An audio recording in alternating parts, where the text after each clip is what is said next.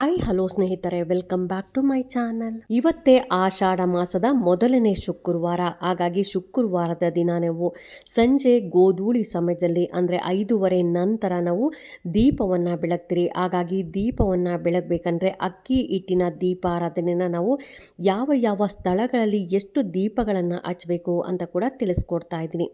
ಇನ್ನು ಮಹಾಲಕ್ಷ್ಮಿಗೆ ಅತ್ಯಂತ ಪ್ರಿಯವಾದದ್ದು ಅಕ್ಕಿ ಹಿಟ್ಟಿನ ದೀಪಾರಾಧನೆ. ಅಕ್ಕಿ ಅಂದ್ರೇ ಪವಿತ್ರವಾದ ಧಾನ್ಯ ಅಂತ ಕೂಡ ಹೇಳ್ಬೋದು. ಹಾಗಾಗಿ ಅಕ್ಕಿ ಹಿಟ್ಟಿನಿಂದ ತಯಾರಿಸಿದ ದೀಪ ಧನ, ಐಶ್ವರ್ಯ, ಮನಃಶಾಂತಿ ಮತ್ತು ಸಮೃದ್ಧಿಯನ್ನು ತಂದುಕೊಡುತ್ತೆ. ಹಣಕಾಸಿನ ತೊಂದರೆಯನ್ನು ನಿವಾರಣೆ ಮಾಡುತ್ತೆ. ಮನೆಯಲ್ಲಿ ಧನ ಕನಕ ಅನ್ನೋದು ಹೆಚ್ಚಾಗ್ತಾ ಹೋಗುತ್ತೆ.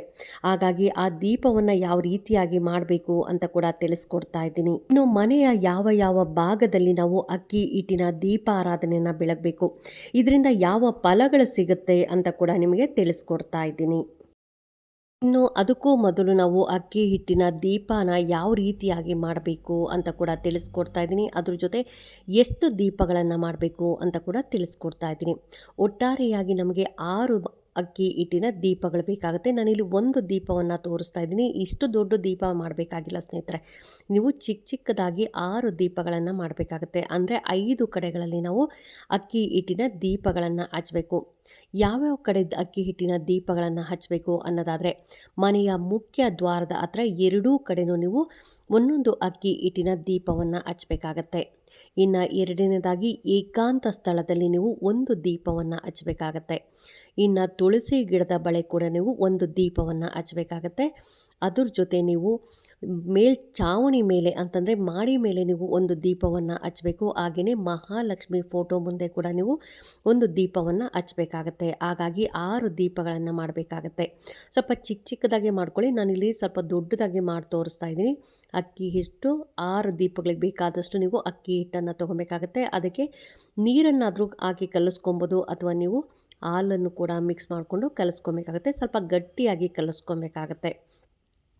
ನಂತರ ನೀವು ಈ ಹಿಟ್ಟು ಈ ರೀತಿಯಾಗಿ ನೀವು ದೀಪದ ರೀತಿಯಾಗಿ ಮಾಡ್ಕೊಬೇಕಾಗತ್ತೆ. ನಂತರ ಅದಕ್ಕೆ ಅರಿಶಿನ ಕುಂಕುಮವನ್ನು ಹಚ್ಚಿ ವಿಶೇಷ ದೀಪಾರಾಧನೆಯಲ್ಲಿ ಯಾವಾಗಲೂ ನಾವು ತುಪ್ಪವನ್ನು ಹಾಕಿ ದೀಪವನ್ನು ಹಚ್ಚಬೇಕಾಗತ್ತೆ. ಅಟ್ಲೀಸ್ಟ್ ನೀವು ಆಷಾಢ ಮಾಸದಲ್ಲಿ 4 ಶುಕ್ರವಾರ ಬರುತ್ತೆ. ಈ 4 ಶುಕ್ರವಾರಗಳಲ್ಲಿ ನೀವು ತುಪ್ಪದ ದೀಪಾರಾಧನೆ ಮಾಡಿದ್ರೆ ತುಂಬಾ ಒಳ್ಳೆಯದು. ಇಲ್ಲಿ ನಾನು ತೋರಿಸ್ತಾ ಇದ್ದೀನಲ್ಲ, ಈ ರೀತಿಯಾಗಿ ನೀವು ತುಪ್ಪದ ದೀಪಗಳನ್ನು, ಇಷ್ಟು ದೊಡ್ಡದು ಬೇಡ ಸ್ನೇಹಿತರೆ, ಸ್ವಲ್ಪ ಚಿಕ್ಕ ಚಿಕ್ಕದಾಗಿರುವಂಥ ದೀಪಗಳನ್ನು ಮಾಡ್ಕೊಂಡ್ರೆ ಆಯಿತು. ಇಲ್ಲಿ ನಾನು 2 ಬತ್ತಿಯನ್ನು 1 ಬತ್ತಿಯನ್ನಾಗಿ ಮಾಡಿ ಇದಕ್ಕೆ ನಾನು ತುಪ್ಪವನ್ನು ಹಾಕ್ಕೊತಾ ಇದ್ದೀನಿ. ಆದಷ್ಟು ನೀವು ತುಪ್ಪವನ್ನೇ ಉಪಯೋಗಿಸಿ. ತುಪ್ಪ ಆಗಲಿಲ್ಲ ಅನ್ನೋರು ಎಣ್ಣೆ ಕೂಡ ಉಪಯೋಗಿಸ್ಬೋದು. ಇನ್ನು ಇದಕ್ಕೆ ನಾನು ಹೂಗಳಿಂದ ಅಲಂಕಾರವನ್ನು ಮಾಡಿ ಇದನ್ನು ತುಳಸಿ ಗಿಡದ ಮುಂದೆ ಇಟ್ಟು ದೀಪವನ್ನು ಹಚ್ತೀನಿ. ಹಾಗಾಗಿ ಇದನ್ನು ತುಳಸಿ ಗಿಡಕ್ಕೋಸ್ಕರ ನಾನು ಈ ದೀಪಾರಾಧನೆಯನ್ನು ಮಾಡ್ತಾ ಇದ್ದೀನಿ. ಇನ್ನು ಮನೆಯ ಮುಖ್ಯ ದ್ವಾರದ ಹತ್ರ ನೀವು 2 ದೀಪಗಳನ್ನು ಇಡೋದ್ರಿಂದ ಯಾವೆಲ್ಲ ಪ್ರಯೋಜನಗಳಾಗುತ್ತೆ ಅಂತ ಕೂಡ ತಿಳಿಸ್ಕೊಡ್ತಾ ಇದ್ದೀನಿ.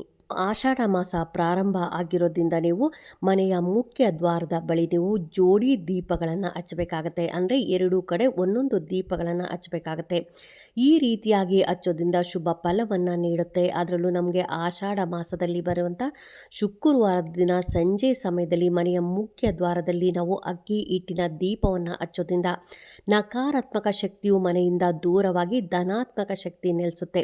ಮುಖ್ಯ ದ್ವಾರದಲ್ಲಿ ಹಿಟ್ಟಿನ ದೀಪವನ್ನು ಬೆಳಗಿಸೋದ್ರಿಂದ ಲಕ್ಷ್ಮೀ ದೇವಿಯು ನಿಮ್ಮ ಮನೆಗೆ ಪ್ರವೇಶವನ್ನು ಮಾಡ್ತಾಳೆ. ಅಲ್ಲಿ ಸಂತೋಷ ಮತ್ತು ಸಮೃದ್ಧಿಯನ್ನು ಯಾವಾಗಲೂ ನೆಲೆಸುವಂತೆ ಮಾಡ್ತಾಳೆ ಅಂತಲೇ ಹೇಳ್ಬೋದು. ಅದಕ್ಕೋಸ್ಕರ ನಾವು ಅಟ್ಲೀಸ್ಟ್ ನಾವು ಆಷಾಢ ಮಾಸದ ಶುಕ್ರವಾರದ ದಿನಗಳಲ್ಲಿ ಈ ರೀತಿಯಾಗಿ ಮನೆಯ ಮುಖ್ಯ ದ್ವಾರದ ಹತ್ತಿರ 2 ದೀಪಗಳನ್ನು ಹಚ್ಚಬೇಕಾಗತ್ತೆ. ಇನ್ನು 2ನೇ ದೀಪವನ್ನು ಎಲ್ಲಿ ಹಚ್ಚಬೇಕು ಅನ್ನೋದಾದರೆ, ಸಂಜೆ ಗೋಧೂಳಿ ಸಮಯದಲ್ಲಿ ನೀವು ತುಳಸಿ ಗಿಡದ ಬಳಿ ಅಕ್ಕಿ ಹಿಟ್ಟಿನ ದೀಪವನ್ನು ಸಹ ಬೆಳಗಬೇಕಾಗತ್ತೆ. ಇದರಿಂದ ನೀವು ಲಕ್ಷ್ಮೀ ದೇವಿಯು ತುಳಸಿಯಲ್ಲಿ ವಾಸಿಸುತ್ತಾಳೆ. ಅಂತಹ ಪರಿಸ್ಥಿತಿಯಲ್ಲಿ ನೀವು ತುಳಸಿ ಗಿಡದ ಮುಂದೆ ಅಕ್ಕಿ ಹಿಟ್ಟಿನ ದೀಪವನ್ನು ಇಟ್ಟರೆ ಲಕ್ಷ್ಮೀ ದೇವಿಯು ಸಂತೋಷಗೊಳ್ತಾಳೆ ಮತ್ತು ಆಕೆಯ ಕೃಪೆಯು ಆ ವ್ಯಕ್ತಿಯ ಮೇಲೆ ಉಳಿಯುವಂತೆ ಕೂಡ ಮಾಡ್ತಾಳೆ. ಅಕ್ಕಿ ಹಿಟ್ಟಿನ ದೀಪಗಳನ್ನು ಬೆಳಗೋದ್ರಿಂದ ಲಕ್ಷ್ಮಿ ಹಾಗೂ ವಿಷ್ಣುವಿನ ಕೃಪೆಯನ್ನು ಪಡೆದುಕೊಳ್ಬೋದು. ಅದರಲ್ಲೂ ನಮಗೆ ಆಷಾಢ ಆಷಾಢ ಮಾಸದ ಶುಕ್ರವಾರದಂದು ಈ ಪರಿಹಾರವನ್ನು ಮಾಡೋದ್ರಿಂದ ವ್ಯಕ್ತಿಯ ಮನೆಯಲ್ಲಿ ಯಾವಾಗಲೂ ಸಂತೋಷ ಮತ್ತು ಶಾಂತಿ ನೆಲೆಸುತ್ತೆ ಅಂತಲೇ ಹೇಳ್ಬೋದು. ಹಾಗಾಗಿ ನಾವು 4 ಶುಕ್ರವಾರಗಳು ಬಂದಿದೆ. 4 ಶುಕ್ರವಾರಗಳು ಕೂಡ ನೀವು ಅಕ್ಕಿ ಹಿಟ್ಟಿನ ಒಂದು ದೀಪವನ್ನು ನೀವು ತುಳಸಿ ಗಿಡದ ಮುಂದೆ ಇಡೋದ್ರಿಂದ ನಿಮ್ಮ ಮನೆಯಲ್ಲಿ ಯಾವಾಗಲೂ ಧನಕನಕ ಅನ್ನೋದು ಹೆಚ್ಚಾಗುತ್ತೆ. ಮನೆಯಲ್ಲಿ ಸುಖ, ಶಾಂತಿ, ನೆಮ್ಮದಿ ಅನ್ನೋದು ನೆಲೆಸುತ್ತೆ. 3ನೇ ದೀಪ ಎಲ್ಲಿ ಹಚ್ಚಬೇಕು ಅನ್ನೋದಾದರೆ ಮನೆಯ ಚಾವಣಿಯ ಮೇಲೆ ಈ ಅಕ್ಕಿ ಹಿಟ್ಟಿನ ದೀಪವನ್ನು ಹಚ್ಚಬೇಕಾಗತ್ತೆ. ಪ್ರತಿ ಆಷಾಢ ಶುಕ್ರವಾರದ ದಿನದಂದು ಮನೆಯ ಚಾವಣಿಯ ಮೇಲೆ ಅಂದರೆ ಮಾಡಿ ಮೇಲೆ ನೀವು ಅಕ್ಕಿ ಹಿಟ್ಟಿನ ದೀಪವನ್ನು ಹಚ್ಚೋದ್ರಿಂದ ವ್ಯಕ್ತಿಯ ಆಸೆಗಳೆಲ್ಲವೂ ಈಡೇರುತ್ತೆ ಅಂತಲೇ ಹೇಳ್ಬೋದು. ಇನ್ನು ಕೌಟುಂಬಿಕ ಸಮಸ್ಯೆಗಳು ಏನಾದರೂ ಇದ್ದರೆ, ಇಲ್ಲ ಸಂಸಾರದಲ್ಲಿ ಏನಾದರೂ ತೊಡಕುಗಳು ಹೆಚ್ಚಾಗಿದ್ದರೆ, ಗಲಾಟೆಗಳು ಹೆಚ್ಚಾಗಿದ್ದರೆ ಅದು ಕೂಡ ಪರಿಹಾರ ಆಗುತ್ತೆ. ಇನ್ನು ಆಷಾಢ ಶುಕ್ರವಾರದಂದು ಹೀಗೆ ಮಾಡೋದ್ರಿಂದ ಕೌಟುಂಬಿಕ ಸಮಸ್ಯೆಗಳನ್ನು ಕಾಪಾಡ್ಕೊಳ್ಬೋದು. ಮನೆಯಲ್ಲಿನ ನಕಾರಾತ್ಮಕ ಶಕ್ತಿ ಇದ್ದರೆ ಅದನ್ನು ಕೂಡ ದೂರ ಮಾಡುವಂಥ ಶಕ್ತಿ ಈ ದೀಪಕ್ಕಿರುತ್ತೆ. ಅದಕ್ಕೋಸ್ಕರ ನೀವು ಆಷಾಢ ಮಾಸದ ಶುಕ್ರವಾರದ ದಿನ ನೀವು ಈ ಶುಕ್ರವಾರ ಆಗಲಿಲ್ಲ, ನಾನು ವಿಡಿಯೋ ತುಂಬ ಲೇಟಾಗಿ ನೋಡಿದೆ ಅನ್ನೋರು ನೆಕ್ಸ್ಟ್ ಶುಕ್ರವಾರ ಕೂಡ ಈ ರೀತಿಯಾಗಿ ಮಾಡ್ಬೋದು. ಇನ್ನು 4 ಶುಕ್ರವಾರ ಇರುತ್ತೆ, 4 ಶುಕ್ರವಾರಗಳು ಕೂಡ ಮಾಡ್ಬೋದು. ಅಥವಾ ನಿಮ್ಗೆ ಯಾವ ಶುಕ್ರವಾರ ಅನುಕೂಲ ಇರುತ್ತೆ ನೋಡಿ ಅದೇ ದಿನ ಕೂಡ ನೀವು ಮಾಡಬಹುದು. 4ನೇ ದೀಪವನ್ನು ಎಲ್ಲಿ ಹಚ್ಚಬೇಕು ಅನ್ನೋದಾದರೆ ಶುಕ್ರವಾರದ ದಿನದಂದು ಲಕ್ಷ್ಮೀ ದೇವಿಯನ್ನು ಪೂಜಿಸುವುದು ನಮ್ಮ ಹಿಂದೂ ಧರ್ಮದ ಪ್ರಕಾರ ಅತ್ಯಂತ ಪ್ರಶಸ್ತವಾಗಿದ್ದ ದಿನ ಅಂತಲೇ ಹೇಳ್ಬೋದು. ಅಂತಹ ಸಂದರ್ಭದಲ್ಲಿ ಅದರಲ್ಲೂ ನಮಗೆ ಆಷಾಢ ಶುಕ್ರವಾರದ ದಿನದಂದು ಲಕ್ಷ್ಮೀ ದೇವಿಯನ್ನು ಪೂಜಿಸಿ ನಂತರ ಅಕ್ಕಿ ಹಿಟ್ಟಿನ ದೀಪವನ್ನು ತಯಾರಿಸಿ ಆ ದೀಪವನ್ನು ಲಕ್ಷ್ಮೀ ದೇವಿಯ ವಿಗ್ರಹ ಅಥವಾ ಫೋಟೋದ ಮುಂದೆ ಹಚ್ಚಬೇಕಾಗತ್ತೆ.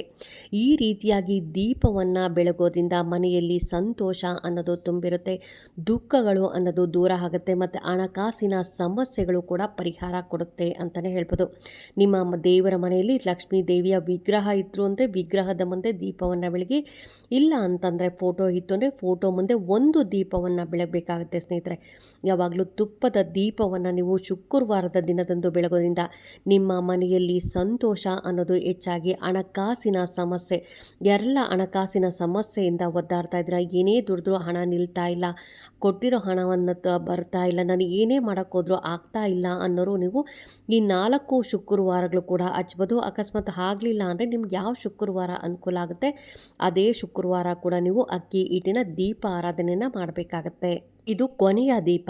ಈ ದೀಪವನ್ನು ಎಲ್ಲಿ ಹಚ್ಚಬೇಕು ಅನ್ನೋದಾದರೆ ಏಕಾಂತ ಸ್ಥಳದಲ್ಲಿ ನೀವು ದೀಪವನ್ನು ಬೆಳಗಬೇಕಾಗತ್ತೆ.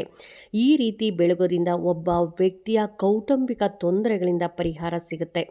ಇನ್ನು ಏಕಾಂತ ಸ್ಥಳ ಅನ್ನೋದಾದರೆ ನದಿ ದಡದಲ್ಲಿ ಹಚ್ಬೋದು, ಯಾವುದಾದ್ರೂ ಮಠದಲ್ಲಿ ಹಚ್ಬೋದು, ದೇವಸ್ಥಾನದಲ್ಲಿ ಹಚ್ಬೋದು, ಹಾಗೆಯೇ ಮರದ ಹತ್ರ ಅಂದರೆ ಅಶ್ವತ್ಥ ಕಟ್ಟೆ ಹತ್ರ ಹಚ್ಬೋದು. ಈ ರೀತಿಯಾಗಿ ನೀವು ಈ ದಿನ ಅದರಲ್ಲೂ ಶುಕ್ರವಾರ ಆಷಾಢ ಶುಕ್ರವಾರದ ದಿನ ಹಚ್ಚೋದ್ರಿಂದ ನಿಮ್ಮ ಮನೆಯಲ್ಲಿ ನಕಾರಾತ್ಮಕ ಶಕ್ತಿ ದೂರವಾಗುತ್ತೆ. ಮಹಾಲಕ್ಷ್ಮಿಯ ಆಶೀರ್ವಾದ ನಿಮ್ಮ ಕುಟುಂಬ ಸದಸ್ಯರ ಮೇಲೆ, ಎಲ್ಲ ಸದಸ್ಯರ ಮೇಲೂ ಆಶೀರ್ವಾದ ಅನ್ನೋದು ಉಳಿಯುತ್ತೆ. ಅದಕ್ಕೋಸ್ಕರ ನೀವು ಏಕಾಂತ ಸ್ಥಳ ಯಾವುದಾದ್ರೂ ಪರವಾಗಿಲ್ಲ ಸ್ನೇಹಿತರೆ.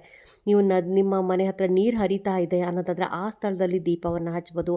ಅಥವಾ ಯಾವುದಾದ್ರೂ ಒಂದು ದೊಡ್ಡ ಮರ ಇದೆ ಅನ್ನೋದಾದರೆ ಅಲ್ಲಿ ನೀವು ಏಕಾಂತ ಸ್ಥಳ ಅಂತ ಹೇಳಿ ಅಲ್ಲಿ ಹಚ್ಬೋದು. ಅಶ್ವತ್ಥ ಕಟ್ಟೆ ಹತ್ರ ಹಚ್ಬೋದು.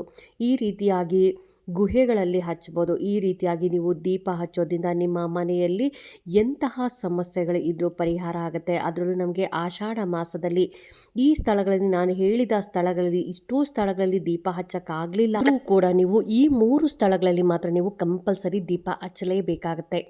ದೇವ್ರ ಮನೆಯಲ್ಲಿ 1 ದೀಪ, ಮೇನ್ ಡೋರ್ ಹತ್ರ 2 ದೀಪ, ಹಾಗೆಯೇ ತುಳಸಿ ಕಟ್ಟೆ ಮುಂದೆ 1 ದೀಪ, 4 ದೀಪಗಳನ್ನು ನೀವು ಹಚ್ಚಲೇಬೇಕಾಗತ್ತೆ ಸ್ನೇಹಿತರೆ.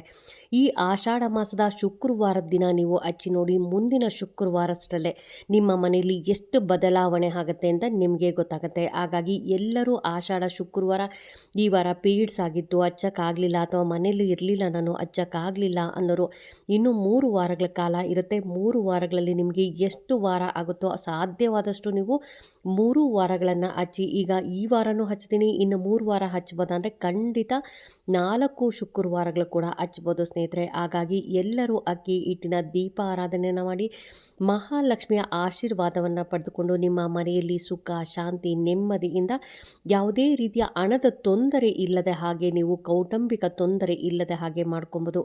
ಹಾಗಾಗಿ ಎಲ್ಲರೂ ಮಾಡ್ಕೊಳ್ಳಿ ಅಂತ ಹೇಳ್ತಾ, ಮಹಾಲಕ್ಷ್ಮಿಯ ಆಶೀರ್ವಾದ ಪಡ್ಕೊಳ್ಳಿ ಅಂತ ಹೇಳ್ತಾ, ಈ ವಿಡಿಯೋ ಹೇಗೆ ಅನ್ನಿಸ್ತು ಅಂತ ನೀವು ಕಾಮೆಂಟ್ ಸೆಕ್ಷನಲ್ಲಿ ಕಾಮೆಂಟ್ ಮಾಡಿ, ಲೈಕ್ ಮಾಡಿ, ಶೇರ್ ಮಾಡಿ. ಇನ್ನೂ ನನ್ನ ಚಾನಲ್ಗೆ ಯಾರೆಲ್ಲ ಸಬ್ಸ್ಕ್ರೈಬ್ ಮಾಡದೆ ಏನಾದರೂ ಹಾಗೆ ನೋಡ್ತಾ ಇದ್ರೆ ಎಲ್ಲರೂ ಸಬ್ಸ್ಕ್ರೈಬ್ ಮಾಡ್ಕೊಳ್ಳಿ. ಪಕ್ಕದಲ್ಲಿರೋಂಥ ಬೆಲ್ ಐಕನ್ ಪ್ರೆಸ್ ಮಾಡೋದ್ರಿಂದ ನಾನು ಹಾಕೋ ವಿಡಿಯೋಗಳೆಲ್ಲ ಬೇಗ ಬಂದು ತಲುಪುತ್ತೆ. ಇನ್ನೂ ಒಳ್ಳೊಳ್ಳೆ ವಿಡಿಯೋಗಳನ್ನು ತಿಳಿಸ್ಕೊಡ್ತೀನಿ ಅಂತ ಹೇಳ್ತಾ ಥ್ಯಾಂಕ್ ಯು.